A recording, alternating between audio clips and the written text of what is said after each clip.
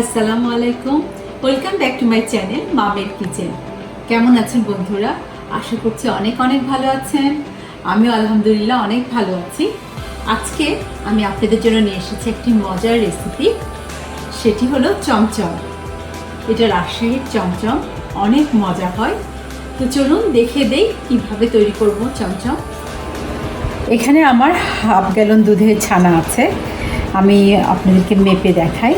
সেটা হচ্ছে half gallon দুধের ছানা, মোটামুটি 2 কাপ হয়, একদম পারফেক্টলি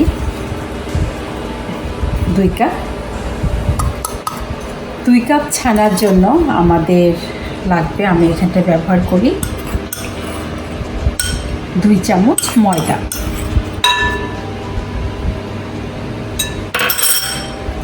ভালো করে হাত দিয়ে মিশিয়ে নেব। আমি ফুড প্রসেসর দিয়ে একটু ব্লেন্ড করে নিব।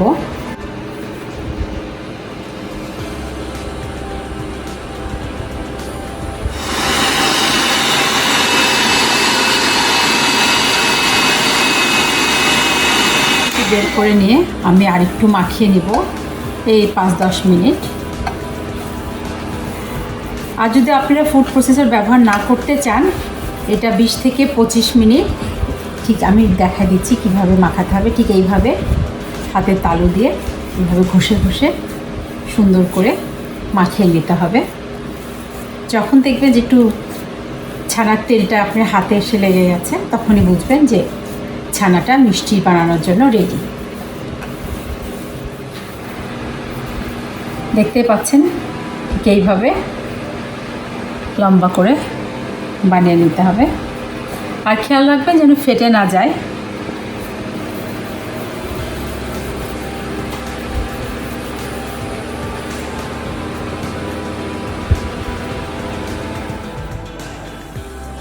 করে নিব।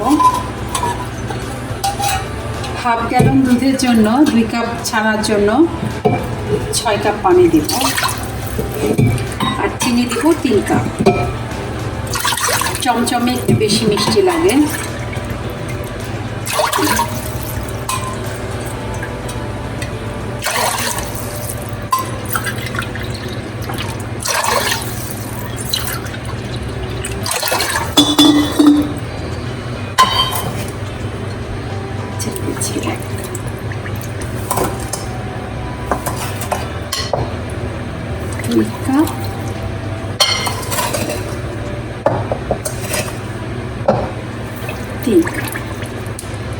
এখন যেটা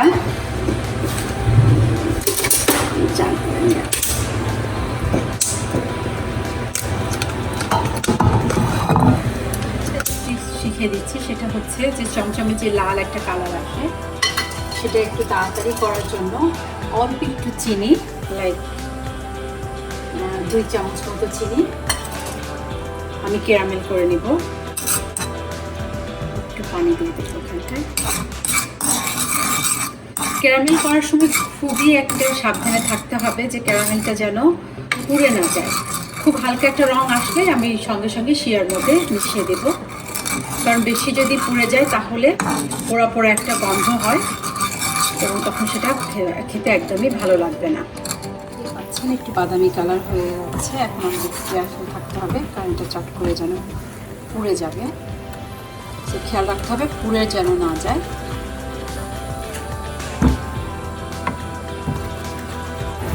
একদম পারফেক্ট ক্যারামেল হয়ে গেছে। এখন এখন আমি শিরার সাথে মিশিয়ে দেব। এরপর বেশি হলে পুড়ে যাবে। একদম পারফেক্ট। শিরার সাথে মিলিয়ে দেব।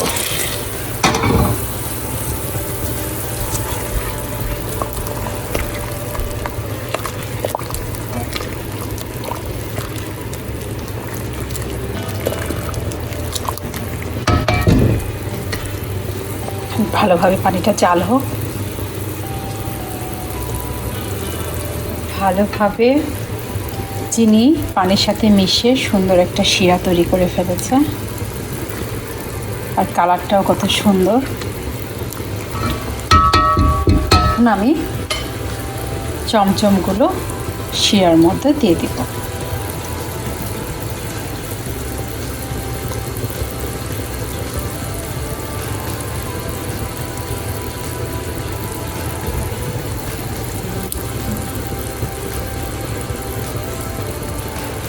ঢাকনা দিয়ে দেব 20 মিনিটের জন্য, ভালোভাবে সিদ্ধ হতে থাকুক।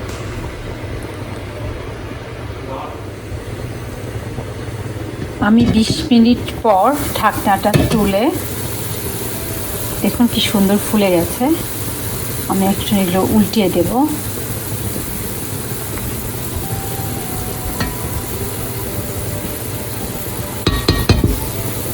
আবার ঢাকনাটা দিয়ে দেব, জাল হতে থাকবে। 25 মিনিট পর আবার আমি একটু ঢাকনাটা খুলে দেখছি। খুব সুন্দরভাবে ফুলে গেছে এবং চমচমটা সুন্দর সিদ্ধ হয়ে গেছে। এখন যেটা করতে হবে, আমাদের ওয়েট করতে হবে। চমচম হতে একটু সময় লাগে, 1 ঘন্টা মতো লাগে। আমাদের এখন যেটা করতে হবে, আবার ঢেকে দেব এবং ওয়েট করতে থাকবো। পানিটা যখন একটু শুকিয়ে আসবে তখন চমচম আমাদের হয়ে যাবে।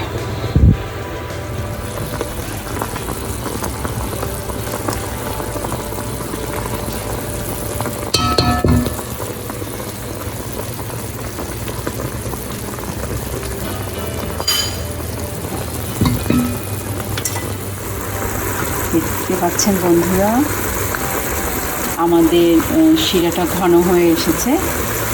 এখন এই সময় যেটা আমার করতে হবে, আমি আবারও 1 কাপ পানি দিয়ে দেব।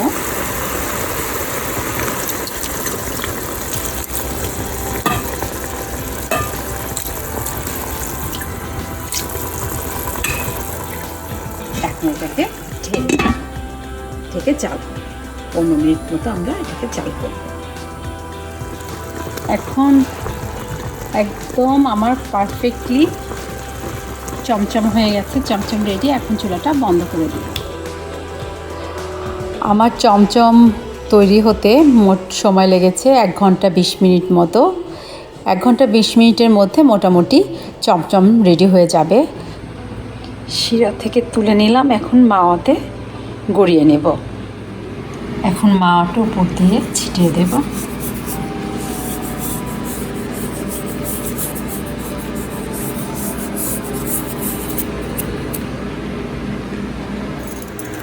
আমি এখন তৈরি করে দেখাবো মাওয়া। এটাকে শর্টকাটে মাওয়া বলে। নিডো ফুল ক্রিম গুঁড়ো মিল্ক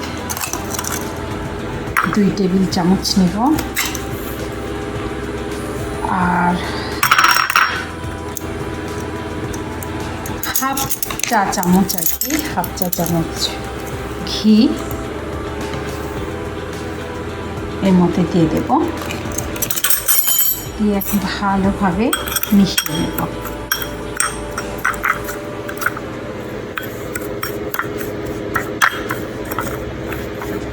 এখন এটা আমি অল্প আছে, খুব অল্প আছে হালকা হিটে গুঁড়ো দুধটা ঘিয়ের সাথে হালকা ভাজা হয়ে গেলেই তৈরি হয়ে যাবে আমাদের শর্টকাটের মাওয়া।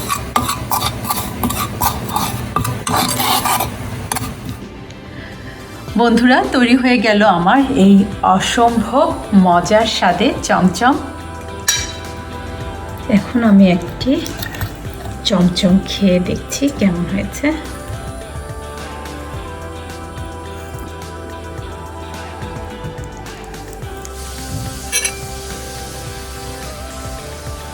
ভিতরের রসটা এত সুন্দর হয়ে গেছে, দেখতেই পাচ্ছেন।